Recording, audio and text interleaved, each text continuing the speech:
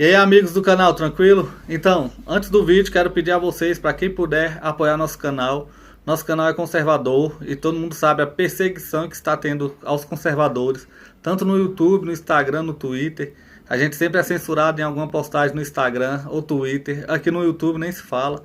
Então a gente pede para vocês apoiarem. Quem quiser e puder apoiar a gente financeiramente, os links estão na descrição do vídeo. Também se inscreva no canal, curta, comente, compartilhe, que isso também ajuda muito o nosso canal.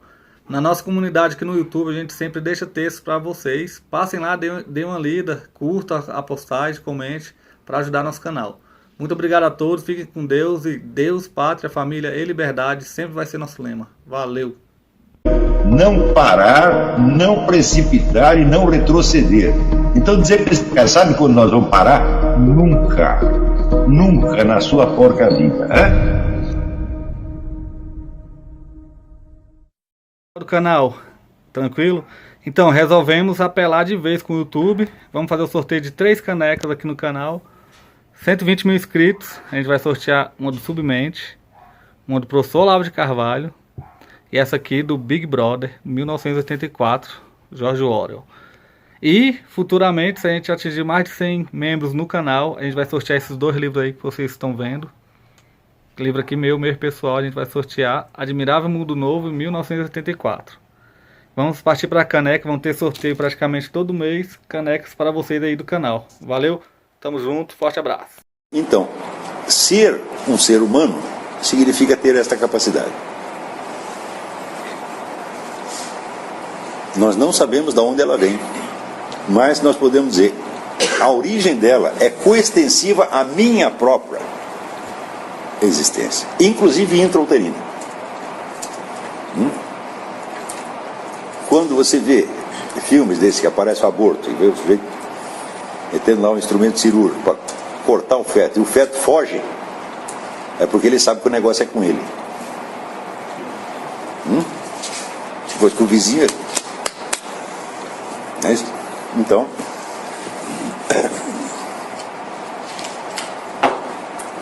nós podemos, é claro, referir esse sentimento de continuidade do eu a certos instintos animais de autopreservação. Tá certo? Mas nós vamos referir uma coisa a outra, não significa explicar uma pela outra. Porque o sentimento de continuidade do eu num ser humano é tão diferente de qualquer reflexo de autodefesa ou autopreservação do animal, que o máximo que você pode ver entre uma coisa e outra é uma analogia. Mas uma coisa ser análoga à outra não quer dizer que ela se originou dela. Isso quer dizer, por exemplo, que o sentimento de a reação de autodefesa do animal é análoga ao nosso sentimento do eu. É parecida de algum modo. Mas é tão mais elementar que nós não vemos como uma coisa poderia ter se desenvolvido da outra. De qualquer modo, nós podemos levantar esta questão, digamos, do ponto de vista evolutivo, supondo-se que nós acreditemos em evolução animal. Quer dizer que o sentimento de identidade do eu surge num certo ponto. Mas para ele surgir, é preciso que ele tivesse, vamos dizer, um centro de referência que fosse sensível a ele. E esse centro de referência o que é? É o próprio sentimento de continuidade do eu. Então, isso não resolve nada.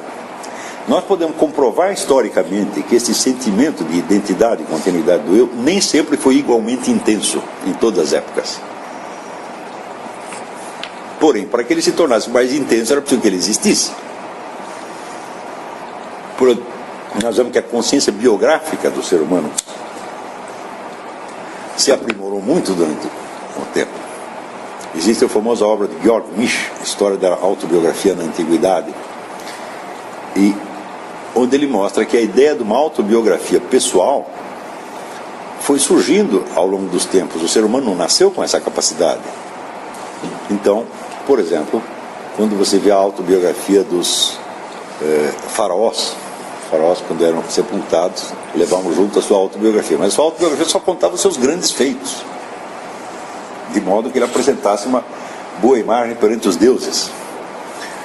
Depois, Se você pegar a autobiografia de um general romano, você vai ver que a autobiografia dele é a sua folha de serviços oficiais.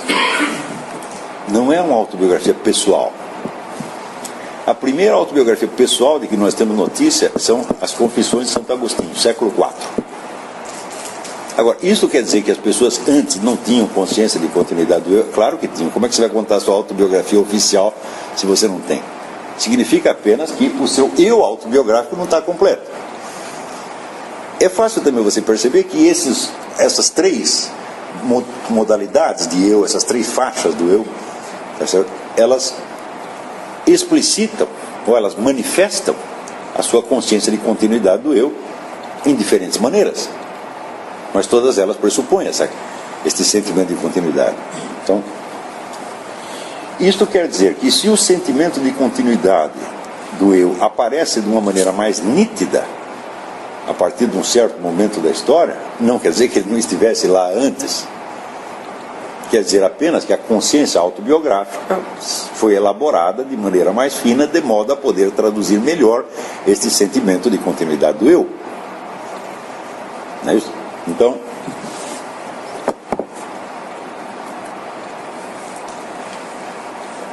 note bem, nós mesmos, na nossa experiência, eu apelo à experiência de vocês,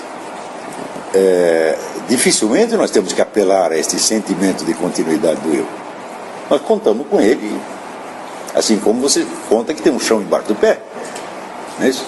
Eu me lembro que nas primeiras aulas do seminário de filosofia eu passei um exercício para os camaradas que era deitar no chão, de preferência ao ar livre, tá certo? E tomar consciência da densidade do chão que está embaixo do corpo deles. É claro, nós temos um planeta inteiro embaixo, não é só esse pedaço aqui, não é só um assoalho, tem alguma coisa embaixo, outra mais embaixo, outra mais embaixo, outra mais embaixo. Tudo isso está absolutamente presente, mas nós não precisamos recordar isso aí o tempo todo. Nós contamos com isso, nós sabemos que o planeta não vai sair correndo debaixo dos nossos pés. E, no entanto, nós precisamos da presença dele. A consciência de continuidade do eu é a mesma coisa, nós contamos com ela e por isso mesmo nunca prestamos atenção. Só começamos a prestar atenção por quê? Porque nós estamos colocando o problema da imortalidade e a solução do problema da imortalidade supõe uma investigação da consciência de continuidade do eu. É só por isso que nós estamos prestando atenção a mais nisso aí. Então, não é de estranhar que ao longo da história você veja que os sinais de uma consciência de continuidade não apareçam com tanta clareza e nem com tanta frequência. Quando você chega, por exemplo, se você pega a história das autobiografias, o Nietzsche estudou na Antiguidade, mas se você prossegue, você vai ver que o gênero autobiográfico ele foi se aperfeiçoando, até chegar, por exemplo, a esta maravilha que é o livro do Marcel Proust, Em Busca do Tempo Perdido, onde o sujeito acaba reconstituindo a continuidade entre pensamentos mais sutis, sensações evanescentes, uma coisa assim. Isso aí levou milênios para chegar nisso, Mas se chegou, é porque foi possível chegar. E se foi possível chegar, é porque o mesmo senso de continuidade que no livro do Marcel Proust aparece já com mais clareza, também estava presente nos outros. Se não fosse uma possibilidade humana permanente, o Marcel Proust teria que ser um extraterrestre para acrescentar aquilo. Ele não acrescentou nada, ele apenas prestou mais atenção onde as pessoas prestavam menos atenção. Professor, e a linguagem lá quando ele foi lido? A linguagem tem que ser elaborada para ela poder dizer essas coisas. Esse é um outro problema também. Você vê aqui, nós, como a mãe do Lula, nascemos analfabetos. Então, é uma tragédia, mas acontece. Então, não sabemos falar, não sabemos escrever, não sabemos coisa nenhuma. Nós temos que... Qualquer progresso da linguagem, qualquer aumento dos recursos linguísticos existentes, dá um trabalho miserável. E é um progresso muito lento. Este mesmo exemplo que eu dei ilustra isso. Quer dizer, para o sujeito chegar a contar uma história, recordar uma vida, tá certo? incluindo ali detalhes de percepção, detalhes de memória, de sentimento, tal, evanescentes, que passaram milênios. Não? Então, a linguagem, ela não nos é fornecida na medida das nossas necessidades totais, ela é fornecida na medida do que existe. E o que existe depende de que algumas pessoas tenham dedicado o seu tempo a isso. A dizer coisas que, de certo modo, todo mundo percebe, mas que ninguém consegue dizer. E essa é a função dos poetas, dos escritores, etc, etc. Então, quer dizer que a cada geração existe um conjunto de recursos linguísticos disponíveis. Se você tiver a vocação para isso, você pode se dedicar a aprimorar, assim como qualquer outra coisa. Por exemplo, cada geração você tem um conjunto de meios de transporte disponíveis, né? As primeiras gerações tinham 2 pernas, né? Depois alguém descobriu um negócio chamado cavalo, então inventou a carroça e assim por diante, é? Mas você só encontra o que está disponível, não é o que você precisa. Você às vezes nem fica sabendo que precisa, por quê? Porque a coisa é tão impossível que não lhe ocorre, não é isso? Então, pode haver às vezes uma necessidade objetiva, mas que ninguém sente, porque os meios de atendê-la são tão remotos que aquilo você desconta, você joga para o depósito dos sonhos vãos e não pensa mais naquilo. Não é isso?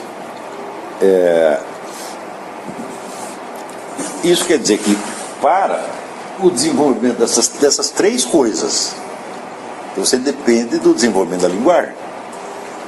E a contribuição de cada um ao desenvolvimento da linguagem é mínima. Mesmo a contribuição dos grandes poetas e escritores, a de cada um é mínima.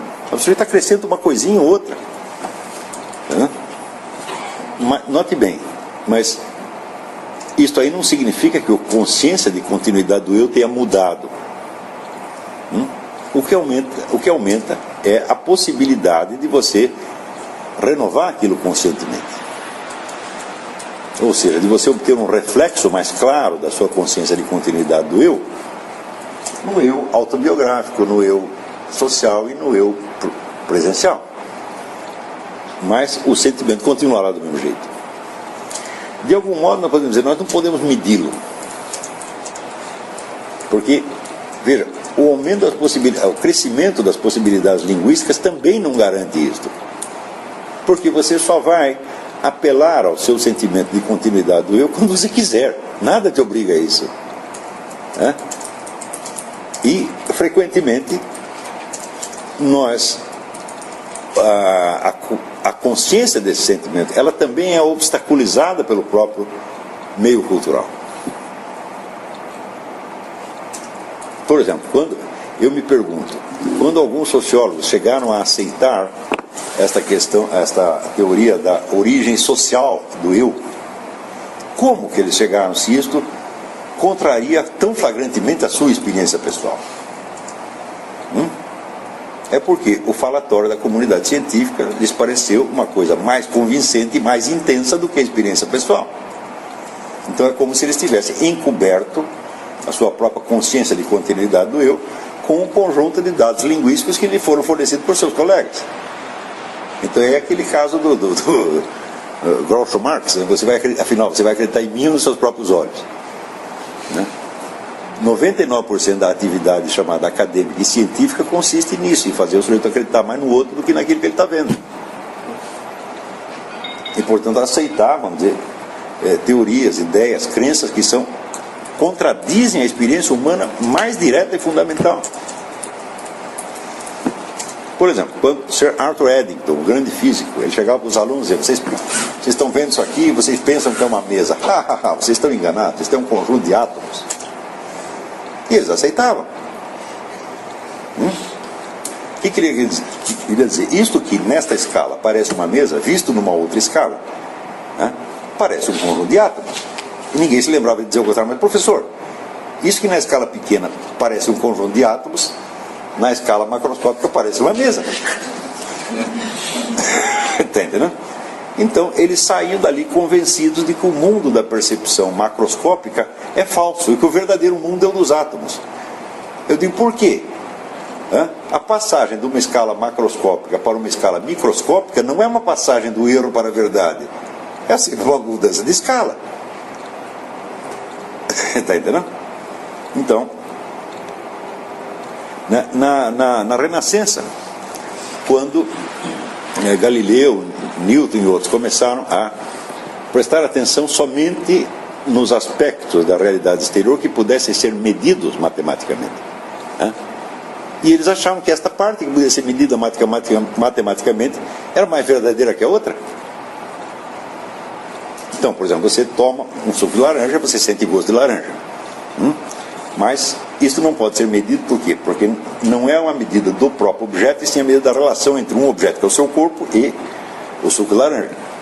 Então, tudo que dependesse dessa interação entre um corpo vivente e o objeto externo, saía da esfera de interesses da ciência. Sobrava só aquilo que pudesse ser medido em si mesmo, como, por exemplo, uma mesa, uma distância, um peso, etc, etc.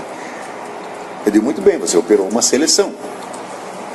Você está medindo apenas os objetos que podem ser medidos uns em relação aos outros, porque a medição é também uma relação, evidentemente, né? Eu tenho, vamos dizer, uma unidade de medida, uma régua, e eu comparo a mesa com a régua, e não o suco de laranja com o gosto do suco de laranja. Eu digo, por que uma régua é mais inteligente do que eu? Por que a relação entre a mesa e uma régua é mais verdadeira do que a relação entre o suco de laranja e o sujeito que sente o gosto do suco de laranja? Me justifique isso. E, no entanto, durante 2 séculos as pessoas acreditaram piamente nisso.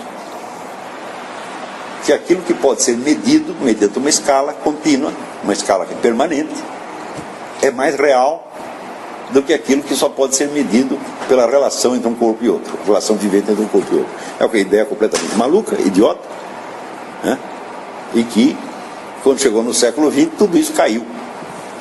Agora, 10 anos antes de cair, o que diziam os físicos?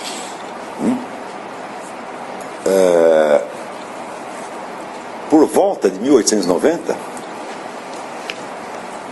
havia uma infinidade de físicos que acreditavam que a física já sabia tudo. Diziam, agora só falta calcular mais umas decimais, umas coisinhas assim, só os detalhes, etc, etc.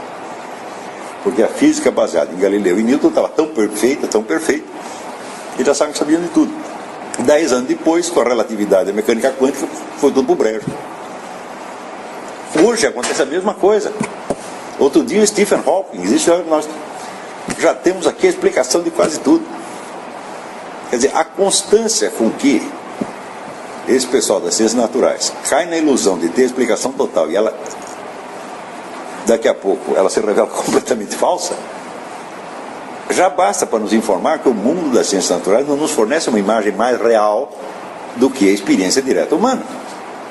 Fornece apenas um outro ponto de vista, que não é nem mais legítimo, nem menos legítimo do que o da experiência direta humana. Agora, por uma questão de método, eu acho que a experiência direta tem prioridade. Porque a experiência direta, ela lhe dá a vivência do mundo concreto. O que é o mundo concreto? São os acontecimentos tomados na totalidade dos elementos que o compõem, inclusive elementos acidentais. Ao passo que nenhuma ciência pode estudar nenhum fato concreto, ela só pode estudar aspectos de fatos. Por quê? O mais mínimo fato que você conceba, o mais simples, ele se compõe não somente dos elementos essenciais que o definem, mas ele se compõe de uma multidão de elementos acidentais que não o definem, que de certo modo não tem nada a ver com ele, mas sem os quais ele não poderia acontecer. E aí, pessoal, estamos mandando aí caneca para todo o Brasil. Muito obrigado ao pessoal que ajuda o nosso canal aí adquirindo as canecas. Também é uma forma da gente interagir. Muito obrigado. Também valeu aí pelas dicas, pelos comentários aí positivos ao nosso canal. Muito obrigado mesmo. Isso aqui é uma forma da gente manter o canal no ar. Tranquilo? Tamo junto aí, galera. Forte abraço, muito obrigado a todos. Quem quiser é só encomendar, essa daqui já vai para São Paulo, Rio de Janeiro. Todo o Brasil a gente manda. Valeu, tamo junto.